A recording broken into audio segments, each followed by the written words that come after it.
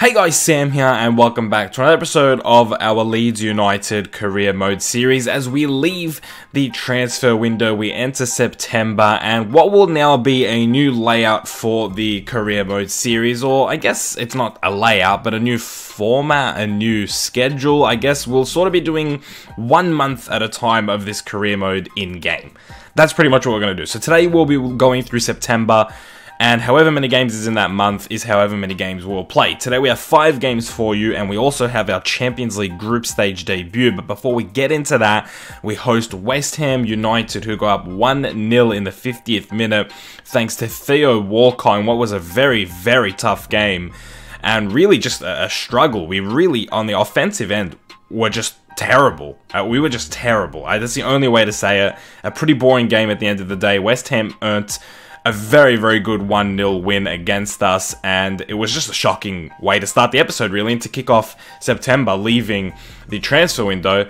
It was not the best, but we do get an opportunity to redeem ourselves as we head away to St. James's Park and play Newcastle United. Of course, St. James's Park, one of the largest stadiums in England, so always, I guess it would be a pleasure to play at St. James's Park. You know, the Newcastle fans are very passionate, and, you know, we're trying to do as best as we can to bounce back from a 1-0 loss. We do start off with a bit of a fortunate goal. It was a very strange one. The flick pass from Cholak somehow finds Kelly. I guess he thought, you know what, I'm just going to send this in and see what happens. The keeper completely taken aback, and Kelly, on a tight angle with a couple players running in, including the goalkeeper, keeps his cool and just tucks it away and makes it 1-0. So a perfect start for us in this game.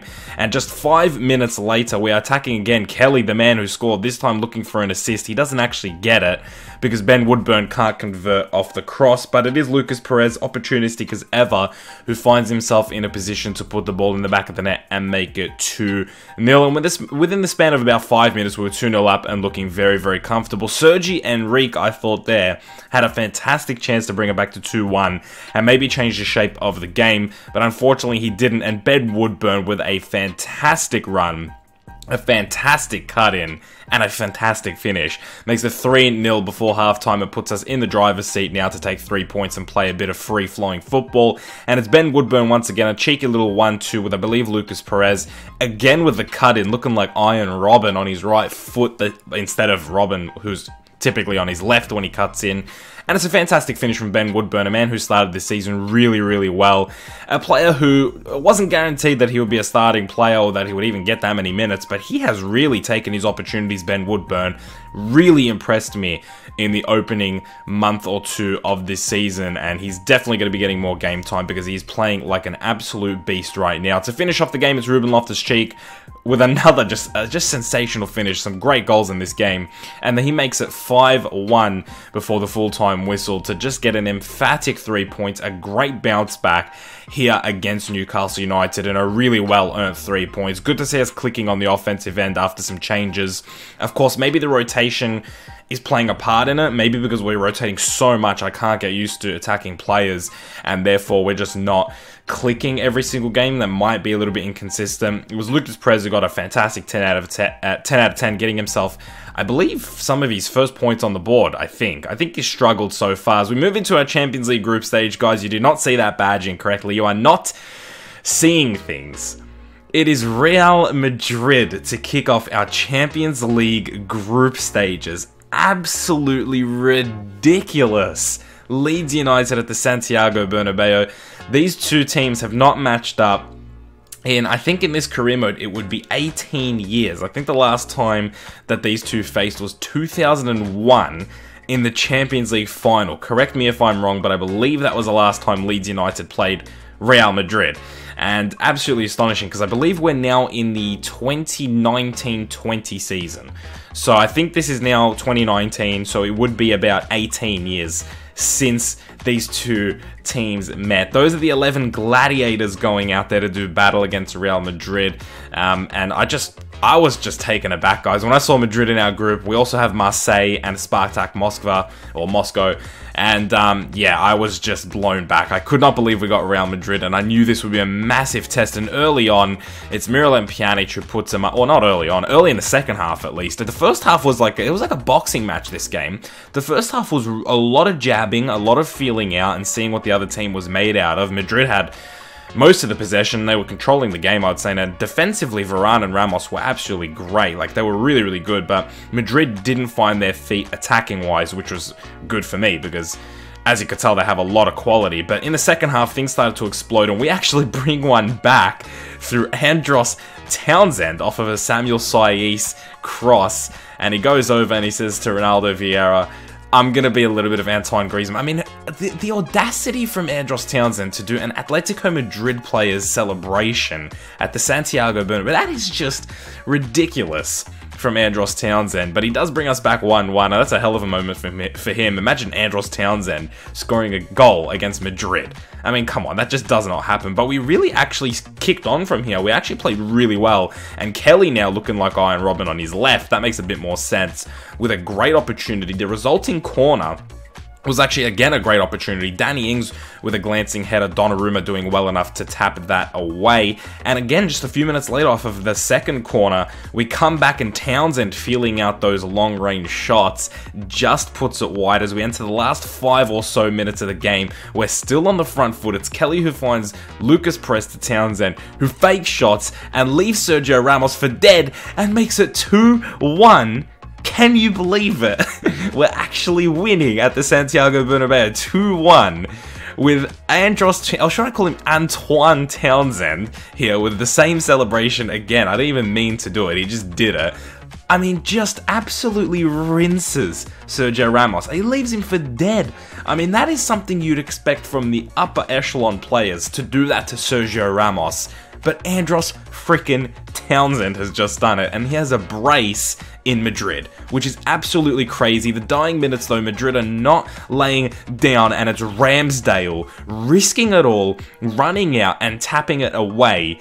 What an incredible performance from Ramsdale as well. If you go back, one of the first clips of this game, one of the first highlights of this game was Ramsdale making an incredible save. Please go back if you didn't pay attention. He just stuck his arm out, saved it, and those two big moments from Ramsdale pick us up the win. It's that simple. Those two big moments where we really should have conceded, he made sure that we didn't, because that, when he ran out just then, that was a guaranteed header into the back of the net if he did not tap that away. So a hell of a performance from him. I give him the 2 points because he has really been killing it since the start of the series. And I don't usually give points to goalkeepers unless they're really outstanding, but what a performance. A 2-1 win against Real Madrid at the Santiago Bernabeu. I mean, what else can you say other than unrealistic? I mean, that is just crazy. We go into this game against Watford. We're back at home. Unfortunately, we lost our first game of this episode. It was at home. Carlton Phillips gets into some trouble with 2 yellow cards in the first 5 minutes, and Calvin Phillips is gone out of this game, and the clock is ticking just in the 5 minutes. I mean, 5 minutes and 20 seconds he sees the red card, and he's gone. He's out of the game, and we're playing with 11 men. So, not the best way to return to home after 2 away games against Newcastle and Real Madrid. Ben Woodburn there, I mean, the way he's playing, you would expect him to finish that 9 times out of 10. Unfortunately, that is the 1 time out of 10 that he misses it. And we go now from this point on the back foot, because Vitinho is now starting to attack. He gets his goal. Watford, after that miss, really took control of this game. It was pretty simple. We still had a fighting chance, but when you have 11 men, I feel like in this FIFA, more so than others, you really feel it. You really do feel it, because I feel like there's a lot more movement off the ball this year in FIFA, and you just know that there's one player that in that position, he should be there making the moves, but he's not. And you really do feel it. I feel more on the offensive end rather than the defensive end. And yeah, we really started to feel it, and Watford take a 1-0 win. Again, down at home, not the best, and down to 10 men. It was always going to be a struggle bringing ourselves back into this game. But Connor Chaplin trying to do bits on the right-hand side with a fantastic cross into Lucas Perez, who unfortunately can't keep that down. Means again, we lose 1-0 at home, this time to Watford, who, fun fact about Watford, out of our 3 meetings with them, we have 2 draws and a loss against them. We have not beaten Watford. How crazy is that? Talk about a bogey team. Of all teams that we haven't picked up a result against, it's actually Watford. And speaking of teams we haven't beaten this career mode, here is another one. Swansea City is another team we haven't beaten. 2 draws against them last season when we faced them. Both times I believe were 1-1 draws. I could be wrong about that actually. Or maybe they were 2-2. I think they were 2-2 draws. I don't know. I could be wrong. But they were draws. They were definitely draws. And Swansea started off, I mean, incredibly. I couldn't believe how well Swansea were playing. And just really annoying that. That goal was very, very annoying. Pontus Jansson was like tackling Bonnie, but then the ball stayed with Bonnie, and then Jansson just sort of walked off, and Wilfred Bonnie just smashes it and puts Swansea up 1-0 in the 13th minute. Really annoying. You can see Pontus Jansson, he just sort of walks away after the first challenge. Maybe just assuming he would get the ball, I don't know, but Ramsdale, unfortunately, at that range with Bonnie smashing it, never going to save it. So really, really unfortunate. We go on the back foot again. Our form in the Premier League at the moment is at a risk of taking a huge toll, but it's Danny Ings trying to work his magic. A bit of a fake shot.